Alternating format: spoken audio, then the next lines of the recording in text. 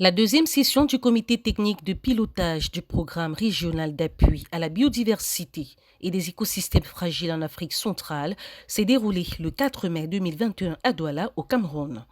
Ici, rendu à Douala, nous voulons bien nous assurer que la voie que nous avons portée lors des travaux de Libreville a été effectivement suivie et que, rendu à 2 années de la fin de ce programme, on est en mesure de s'assurer que les fruits vont tenir la promesse des fleurs.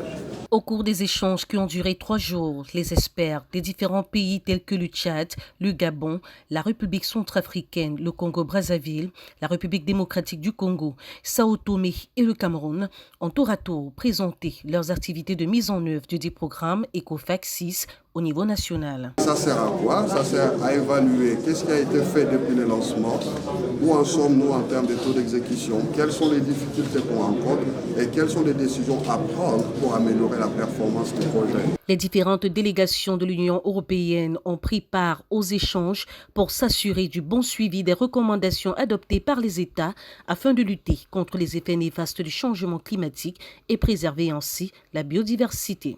Nous sommes là pour accompagner le bon déroulement déjà d'une part, mais aussi pour faire le point sur les différents programmes que nous finançons et au niveau du Cameroun pour avoir les leçons apprises, pour préparer aussi notre prochaine programmation et la continuité des programmes ECOFAC 6 ici au Cameroun. Pour ce qui est des aires protégées telles que les parcs nationaux et les jardins touristiques entre autres, le Cameroun regorge d'un grand nombre. Ainsi, il tire d'énormes profits au programme ECOFAC 6.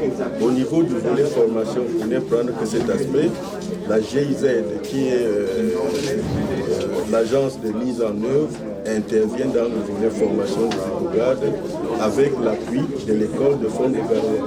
Vous voyez, c'est le Cameroun. En outre, le Cameroun, qui est l'un des pays phares en matière de conservation, tire également un profit au niveau de l'appui à l'Observatoire de forêt, logé au sein de la Commission des forêts d'Afrique centrale, dont le siège se trouve à Yaoundé. Rappelons que les restrictions et difficultés rencontrées l'année dernière du fait de la pandémie de la Covid-19 n'ont pas facilité l'action des équipes qui œuvrent dans le cadre d'ECOFAC 6. Toutefois, les échanges bilatéraux entre les experts ont contribué au terme de cette seconde session à fixer de nouvelles résolutions.